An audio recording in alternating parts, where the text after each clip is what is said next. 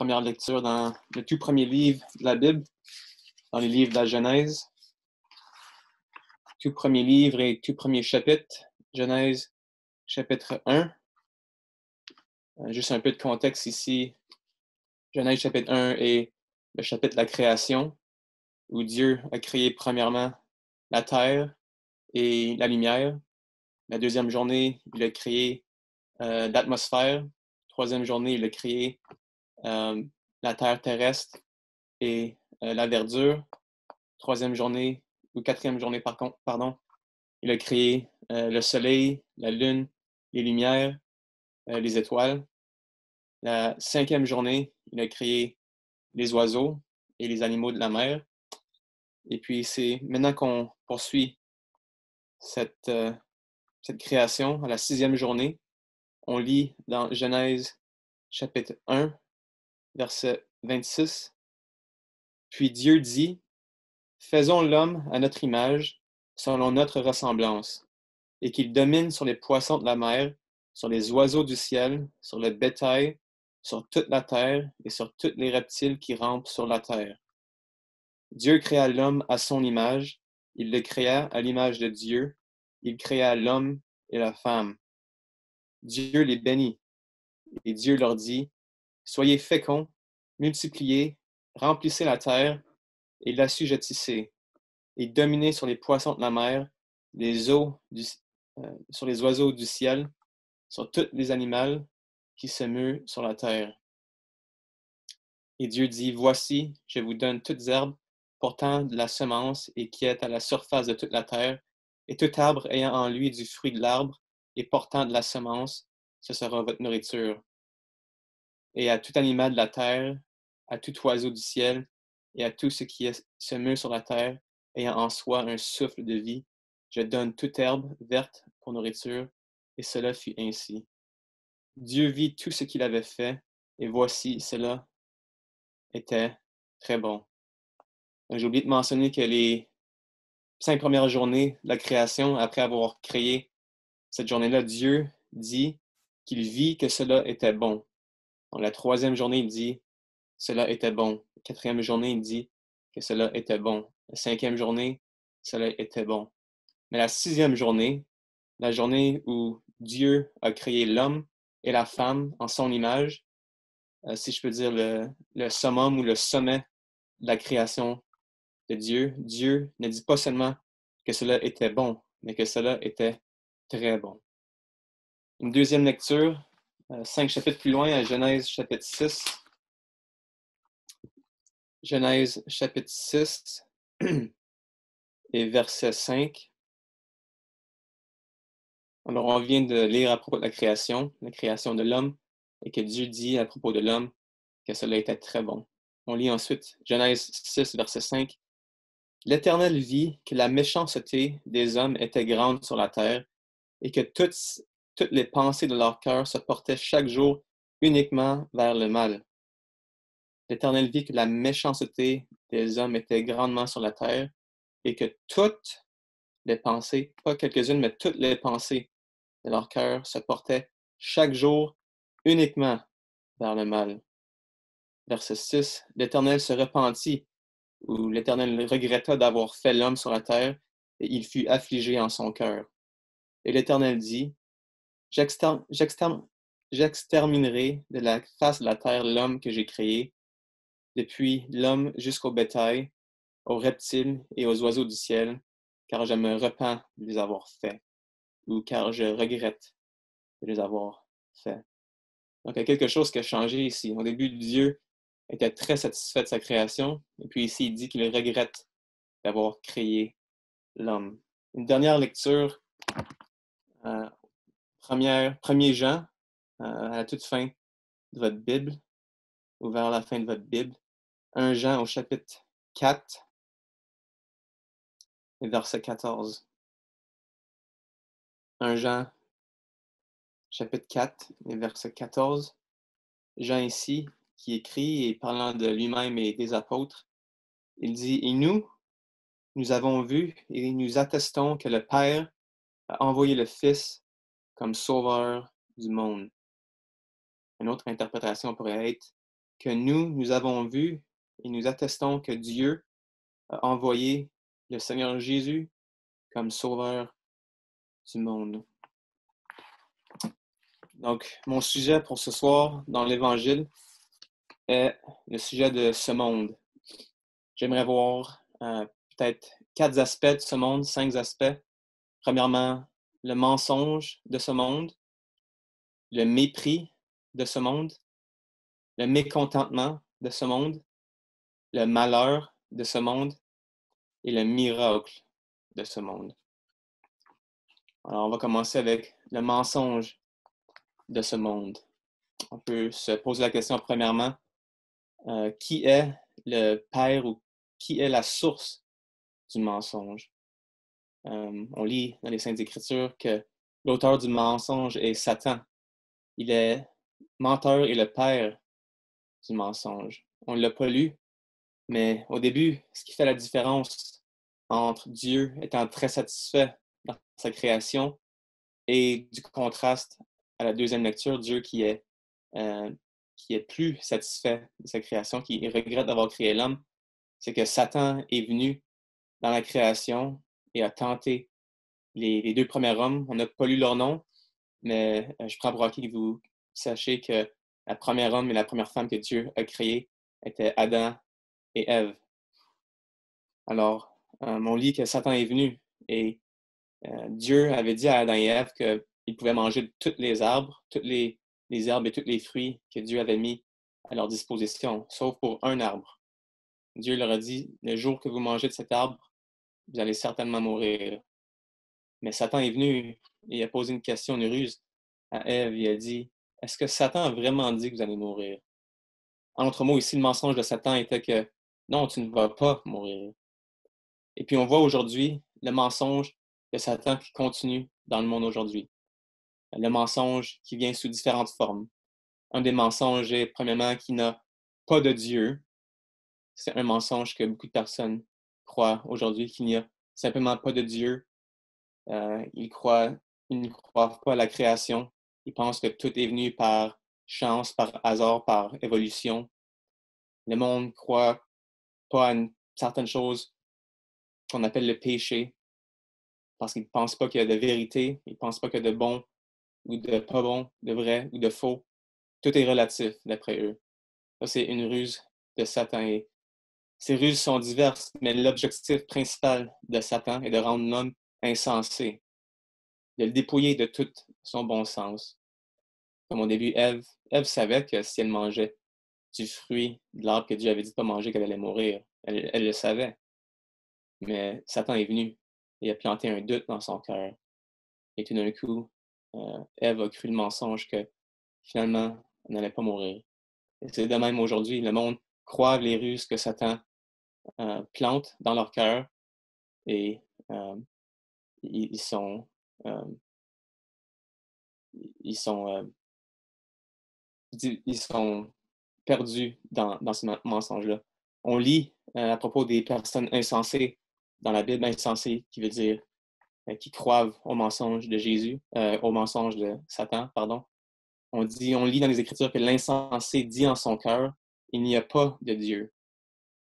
Donc on peut voir que ceux qui ne croient pas à Dieu, les Écritures nous disent qu'ils sont insensés. Une autre sont que les insensés se font un jeu du péché. En d'autres mots, mangeons, buvons, faisons la fête, parce qu'on demain on meurt.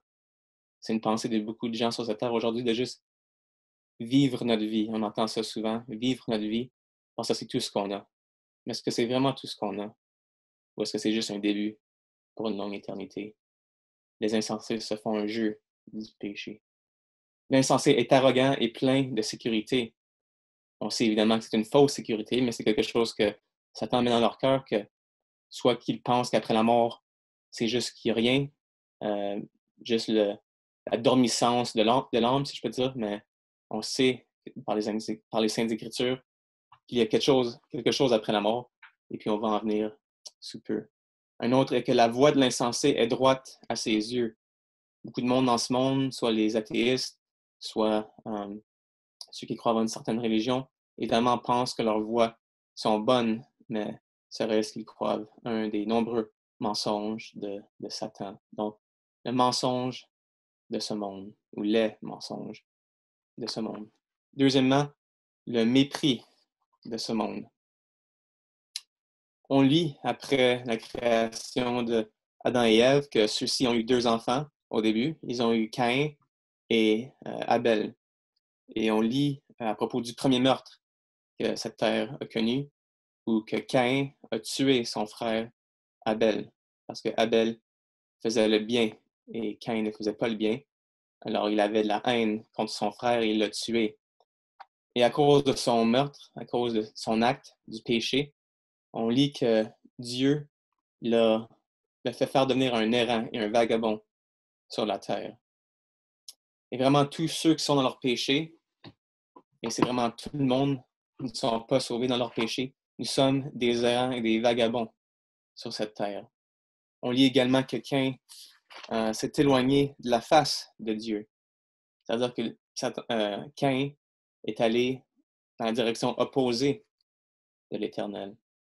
Et on lit que, évidemment, que Caïn n'aimait pas être un vagabond, être un errant. Et je pourrais croire que n'importe qui sur cette terre n'aimerait pas et n'aime pas être un errant et être un vagabond, et surtout n'aime pas être éloigné de Dieu, même s'ils ne réalisent pas qu'ils sont loin de Dieu.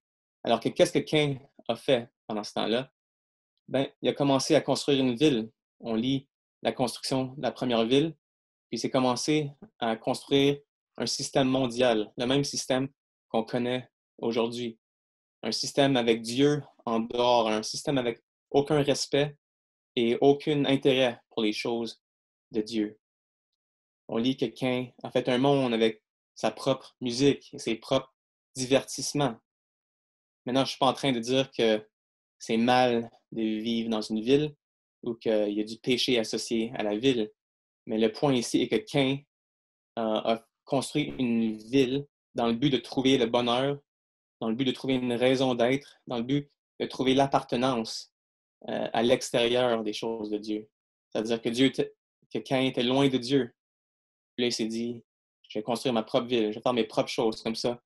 Tu sais, j'ai pas besoin de Dieu. Tu sais, j'ai ma propre musique, j'ai mes propres divertissements, mes propres emplois, je vais avoir mes propres jardins, tout ça pour être indépendant de Dieu, tout ça pour mener à un sens de sécurité, à un faux sens d'appartenance. Alors, le mépris de ce monde. Et on le voit aujourd'hui, surtout depuis les dernières, je dirais 50 ans. Évidemment, je n'étais pas ici 50 ans passés, mais on enlève Dieu des écoles. On enlève Dieu des universités. On enlève Dieu des collèges. On enlève Dieu des lieux publics. Et maintenant, c'est quasiment un crime de parler contre Dieu, ou de parler, pardon, concernant Dieu. Si tu vas dans les rues ou si tu approches n'importe qui, ton voisin, et commence à lui parler de Dieu, c'est comme un sacrilège quasiment. Alors ici, on voit le mépris de ce monde, aucun intérêt pour les choses de ce monde, à cause de justement, ils ont tombé pour le premier sujet qui est le mensonge de ce monde. Donc on peut voir que le mensonge de ce monde, quand on tombe pour ce mensonge, mène au mépris de ce monde. Et le mépris de ce monde mène à le troisième sujet, le mécontentement de ce monde. C'est ironique de constater le fait que Caïn a construit une ville, a construit un système mondial dans l'effort de se rendre heureux sans Dieu. Mais vraiment, on réalise même aujourd'hui qu'un monde sans Dieu mène uniquement au manque de bonheur. Le monde, dans son ensemble, est malheureux.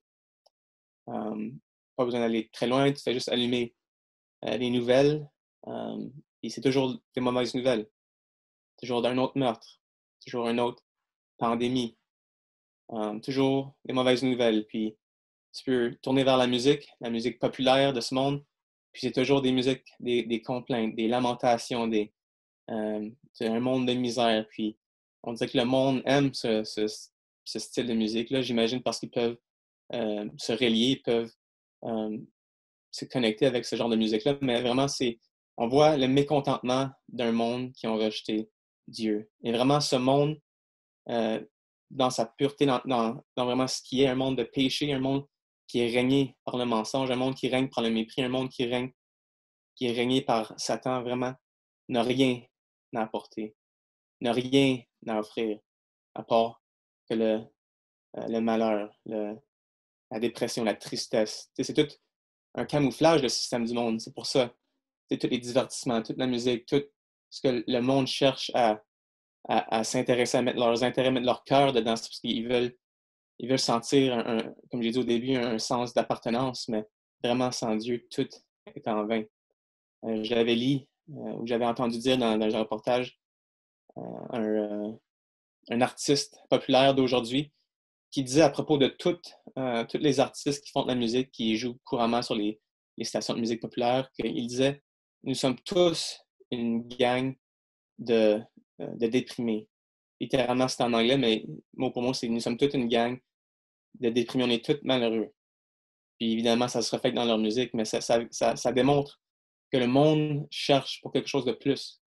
Le monde n'est pas satisfait avec justement les choses de ce monde, les choses que on verra bientôt ne dureront pas. Donc le mécontentement de ce monde. J'aimerais ensuite parler de la malédiction ou le malheur de ce monde. On a lu dans Genèse chapitre 6, au verset 7, l'Éternel qui dit « J'exterminerai de la face de la terre l'homme que j'ai créé. » Vous savez, il y a un jour de jugement, un jour de vengeance qui attend tout homme sur la terre à cause du péché. On lit dans les Écritures que le salaire du péché est la mort. Alors ce monde est sous je peux dire en anglais un curse, c'est sous le malheur du péché. On lit dans les Écritures que non seulement tous ont péché, mais tous sont privés de la gloire de Dieu. Et le salaire de ce péché, c'est la mort. On lit dans les Écritures le séjour des morts, ou on pourrait dire l'enfer, se déplace jusque dans ses profondeurs pour t'accueillir à ton arrivée. En autre mot, c'est la mort, l'enfer est entre chacun de tes pas. C'est comme si l'enfer t'attend pour que le jour que tu meurs, le moment que tu meurs, pour t'accueillir dans ses ténèbres, dans ses douleurs, dans ses souffrances, dans ses jugements. Donc, il y a un jour de jugement qui attend l'homme pour ses péchés. Et une des raisons pourquoi l'Évangile est si solemne, si urgent, parce qu'on ne sait pas quand notre dernier jour pourrait être. Ça pourrait être aujourd'hui. Le lendemain ne nous appartient pas. On lit aussi dans les Écritures, on l'a entendu précédemment par notre frère, qu'il est réservé aux hommes de mourir une seule fois, après quoi vient le jugement. On peut regarder autour de nous et constater qu'effectivement, nous vivons dans un monde qui est mûr pour le jugement de Dieu. Alors, le malheur de ce monde. Mais j'aimerais me tourner plus vers une bonne nouvelle, le miracle de ce monde. Justement, en parlant des musiques, plutôt, j'entendais dans le background au travail une chanson un peu mélancolique, un peu une chanson triste qui disait J'attends depuis si longtemps une bonne nouvelle. J'attends depuis si longtemps une bonne nouvelle. Et sans doute, c'est une question, quelque chose que beaucoup d'entre nous cherchent une bonne nouvelle ou veulent une bonne nouvelle. Mais on en a une pour vous ce soir, une bonne nouvelle, le miracle de ce monde. On l'a lu, le Père a envoyé le Fils comme sauveur du monde.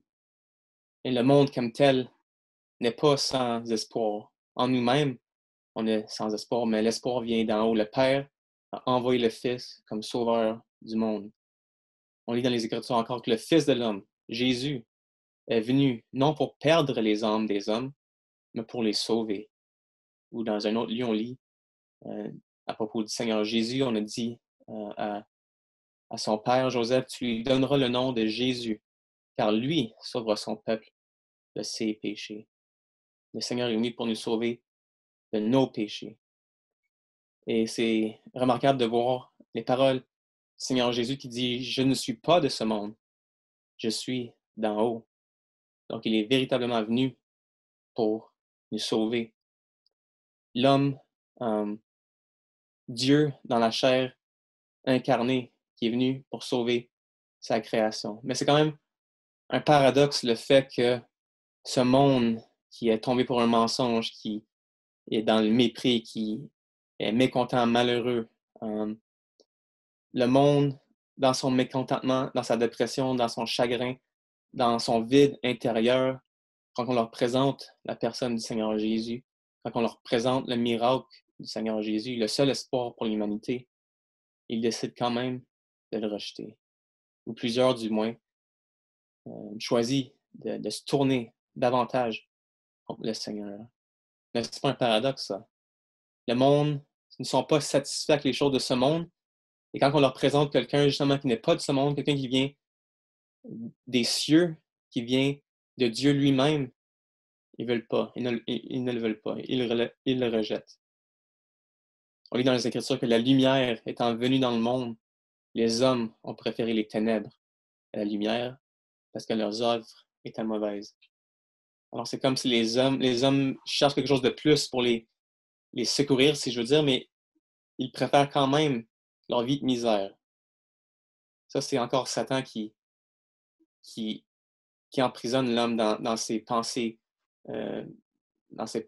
insensées. Vraiment, c'est insensé. On cherche quelque chose de plus. On présente un homme véritable, l'homme qui est venu dans la chair, et on choisit tout de même de le rejeter. Qu'est-ce que les hommes ont fait au Seigneur Jésus? Dans ce monde l'a moqué. Ils lui ont mis une robe de roi, et puis ils se sont prosternés devant lui en moquerie. Ce monde l'a maltraité. Ils lui ont donné des gifles. Ils lui ont donné des coups de fouet. Ils lui ont mis une couronne d'épines sur la tête en moquerie. Parce qu'évidemment, le Seigneur disait qu'il était le roi, le, le roi des Juifs, le roi pour sauver le monde. Alors ils se moquaient de lui. Ils mettaient une robe et ils se prosternaient devant lui. Ils lui ont craché sur le visage. Ils lui ont donné des coups de poing. Ils lui ont arraché les cheveux, la barbe de son visage. On lit, il a été pour plusieurs un sujet d'effroi, un sujet de peur, tant son visage était défiguré. Alors le monde se sont moqués de lui. Le monde l'ont maltraité. Et le monde l'ont mis à mort. Dans les 4 évangiles qu'on a dans notre Bible, on lit ces 3 mots. Ils les crucifièrent. Le monde ont crucifié leur sauveur, leur seul et unique sauveur. Mais de tout ce que ce monde a pu lui faire, de tout ce que ce monde lui ont fait, ils n'ont pas pu lui enlever la vie. Vous avez bien entendu, les hommes n'ont pas pu enlever la vie au Seigneur Jésus. Peut-être vous vous demandez, comment se fait-il? N'est-il pas mort sur la croix du Calvaire? Mais on sait que Jésus, étant non seulement un homme, était également Dieu. Et étant Dieu, c'était impossible pour lui de mourir, impossible de Dieu de mourir. On a lu que la mort est le salaire du péché. En d'autres mots, le péché mène à la mort. Et puis Paul, dans les Écritures, a pu nous dire à propos du Seigneur Jésus, il n'a pas connu le péché. Pierre a pu nous dire à propos du Seigneur Jésus, il n'a pas commis de péché. Jean a pu nous dire à propos du Seigneur Jésus, il n'y a pas de péché en lui. Alors on voit ici que le Seigneur Jésus est un homme parfait, un homme sans péché. Alors il ne pouvait pas mourir. Impossible pour le Seigneur Jésus de mourir. Mais n'est-il pas mort? Comment est-ce que cette mort est arrivée? Non seulement est-ce qu'il ne pouvait pas mourir à cause qu'il n'avait pas péché, mais lui-même est la vie. Il dit dans les Écritures, je suis la vie. Comme le Père a la vie en lui-même, comme Dieu a la vie en lui-même, ainsi il a donné au Fils, au Seigneur Jésus, d'avoir en lui-même la vie. Le Seigneur Jésus est la vie pour ceux qui en ont besoin, la vie spirituelle. Il dit, parlant de sa vie, le Seigneur Jésus, personne ne me l'ôte. Personne ne peut m'ôter ma vie, mais je la donne de moi-même. J'ai le pouvoir de la donner, j'ai le pouvoir de la reprendre. Si ça, c'est pas une bonne nouvelle. Le Seigneur Jésus lui-même avait le pouvoir de donner sa vie. et il a donné sa vie. Il a donné sa vie. Il est mort sur la croix. Pierre nous dit dans ses Écritures, il a lui-même porté nos péchés sur son corps, sur le bois. Si ça, ce n'est pas de l'amour. Lui-même qui était voulant pour nos péchés, de nous sauver de nos péchés, de nous sauver du malheur de ce monde, de nous sauver de nos mécontentements de ce monde, de nos mépris, de nos mensonges de ce monde. Le Seigneur Jésus est venu dans le monde pour nous sauver de nos péchés, le miracle de ce monde. Alors pour conclure, le mensonge de ce monde, ne soyez pas séduits, on ne se moque pas de Dieu. Le mépris de ce monde, nous nous sommes tournés chacun vers son propre chemin. Le mécontentement de ce monde, que sert-il à un homme de gagner tout le monde s'il perd son âme? Le malheur de ce monde, tous ont péché et sont privés de la gloire de Dieu. Le miracle de ce monde, Jésus-Christ est venu dans le monde pour sauver les pécheurs.